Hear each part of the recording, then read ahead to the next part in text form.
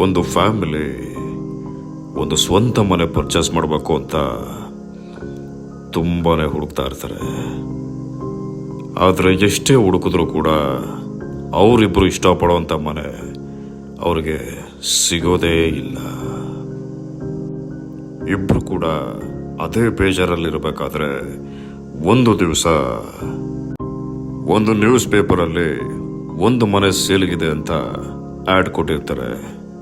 ಇವರಿಬ್ರು ಕೂಡ ಅದನ್ನ ನೋಡಿ ತುಂಬಾ ಖುಷಿಯಾಗಿ ತಕ್ಷಣ ಆ ಕಾಂಟ್ಯಾಕ್ಟ್ ನಂಬರ್ಗೆ ಕಾಲ್ ಮಾಡಿ ಇಮ್ಮಿಡಿಯೇಟ್ಲಿ ಆ ಮನೆ ಲೊಕೇಶನ್ ತಿಳ್ಕೊಂಡು ಇಬ್ರು ಕೂಡ ಖುಷಿಯಿಂದ ಆ ಮನೆ ನೋಡಕ್ ಹೋಗ್ತಾರೆ. ನಿಜವಾಗ್ಲೂ ಆ ಮನೆ ಹೇಗಿತ್ತು ಅಂದ್ರೆ ಅವರಿಬ್ರಿಗೂ ಕೂಡ ನೋಡಿದ ತಕ್ಷಣ ಆ ಮನೆನ ಇಷ್ಟಪಟ್ಬಿಡ್ತಾರೆ. ತಗೊಂಡ್ರೆ ಇದೇ ಮನೆ ತಗೋಬೇಕು ಅಂತ ಅವರಿಬ್ರು ಕೂಡ ಡಿಸೈಡ್ ಆಗ್ತಾರೆ. ಇವರಿಬ್ರು ಎಕ್ಸ್ಪೆಕ್ಟ್ ಮಾಡಿದ ರೇಟ್ಗಿಂತ ಆ ಮನೆ ಬೆಲೆ ತುಂಬಾನೇ ಕಡಿಮೆ ಇರುತ್ತೆ. ಹಾಗಾಗಿ ಇದೇ ಮನೆ ತಗೋಬೇಕು ಅಂತ ಇಬ್ರು ಕೂಡ ಡಿಸೈಡ್ ಮಾಡ್ಕೋತಾರೆ. ಹಾಗೆ ಆ ಮನೆನ ಅವ್ರ ಹೆಸರಿಗೆ ರಿಜಿಸ್ಟರ್ ಕೂಡ ಮಾಡಿಕೊಂಡು ಅಲ್ಲಿಗೆ ಶಿಫ್ಟ್ ಆಗ್ತಾರೆ.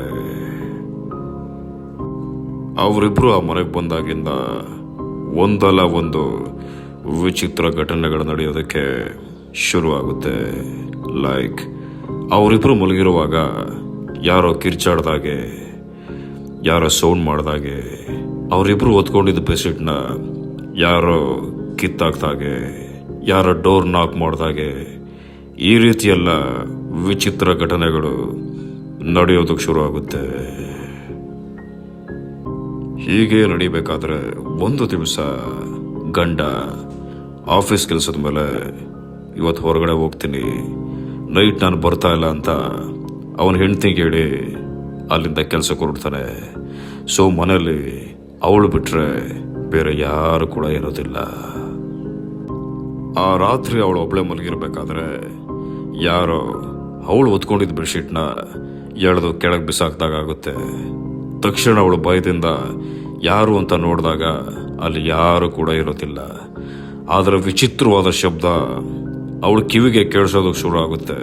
ಅದೇನಂದ್ರೆ ಯಾರೋ ಡೋರ್ನ ನಾಕ್ ಮಾಡ್ದಾಗೆ, ಯಾರೋ ಭಯಂಕರವಾಗಿ ಕಿರ್ಚಾಡ್ದಾಗೆ ಇವಳು ಕೇಳಿಸುತ್ತೆ. ತಕ್ಷಣ ಇವಳು ಗಾಬರಿಯಾಗಿ ರೂಮ್ನಿಂದ ಆಚೆ ಬಂದು ಏನು ಅಂತ ನೋಡೋಕೆ ಕೆಳಗಡೆ ಹೋಗ್ತಾಳೆ. ಅವಳು ಪೂರ್ತಿ ಮನೆನೇ ಹುಡುಕಿದ್ರು ಕೂಡ ಏನು ಕೂಡ ಅವಳ ಕಣ್ಣು ಕಾಣಿಸೋದಿಲ್ಲ. ಆದರೆ ಅಂಡರ್ ಗ್ರೌಂಡಲ್ಲಿರೋ ಒಂದು ರೂಮಲ್ಲಿ ವಿಚಿತ್ರ ಶಬ್ದ ಕೇಳಿಸೋದಕ್ಕೆ ಶುರು ಆಗುತ್ತೆ. ಇವರಿಬ್ರು ತಗೊಂಡಿರೋ ಮನೆಯಲ್ಲಿ ಒಂದು ಅಂಡರ್ ಗ್ರೌಂಡ್ ರೂಮ್ ಕೂಡ ಇರುತ್ತೆ.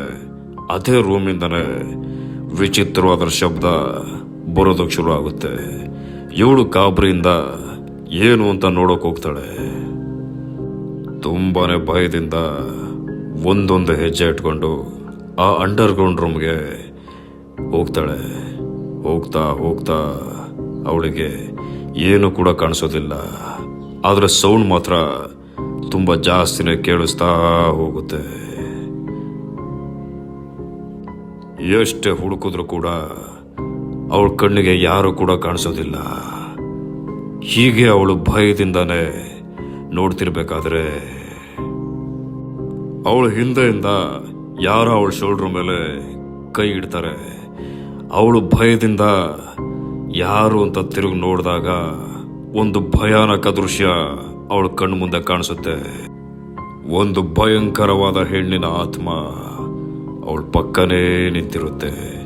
ಅದನ್ನ ನೋಡಿದ ತಕ್ಷಣ ಅವಳು ಗಾಬರಿಯಿಂದ ತುಂಬಾ ಜೋರಾಗಿ ಕಿರ್ಚ್ಕೊಂಡು ಒಂದೇ ಸಮನೆ ಅಲ್ಲಿಂದ ಓಡೋದಕ್ಕೆ ಶುರು ಮಾಡ್ತಾಳೆ. ಭಯದಿಂದಲೇ ತನ್ನ ಗಂಡನ ಕಾಲ್ ಮಾಡಿ ನಡೆದ ಎಲ್ಲ ವಿಷಯನೂ ಅವನಿಗೆ ಹೇಳ್ತಾಳೆ.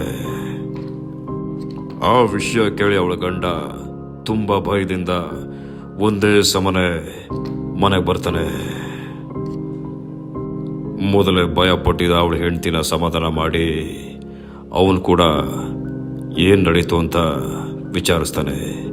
ಹೀಗೆ ಅಂತ ಅವಳ ಹೆಂಡತಿ ಹೇಳಿದ ಮೇಲೆ ಅವನು ಕೂಡ ಆ ಅಂಡರ್ ಗ್ರೌಂಡ್ ರೂಮ್ ಕಡೆ ಹೋಗ್ತಾನೆ. ಅವನು ಕೂಡ ಆ ರೂಮಲ್ಲಿ ಎಷ್ಟೇ ಹುಡುಕಿದ್ರು ಯಾರು ಕೂಡ ಕಾಣಿಸೋದಿಲ್ಲ, ಯಾವ ಸೌಂಡ್ ಕೂಡ ಕೇಳಿಸೋದಿಲ್ಲ. ಆದ್ರೆ ಅದೇ ರೂಮಲ್ಲಿ ಒಂದು ವಿಚಿತ್ರವಾದ ಬಾಕ್ಸ್ ಅವನ ಕಣ್ಣು ಬೀಳುತ್ತೆ. ಅದೇನು ಅಂತ ಅವನು ಓಪನ್ ಮಾಡಿ ನೋಡಿದಾಗ ಒಂದು ಭಯಂಕರ ದೃಶ್ಯ ಅವನ ಕಣ್ಣು ಬೀಳುತ್ತೆ. ಆ ಬಾಕ್ಸ್ ಅಲ್ಲಿ ತುಂಬಾ ದಿವಸದಿಂದ ಡಿಕಂಪೋಸ್ ಆಗಿರೋ ಒಂದು ಹೆಣ್ಣಿನ ಶವ ಕಾಣಿಸುತ್ತೆ.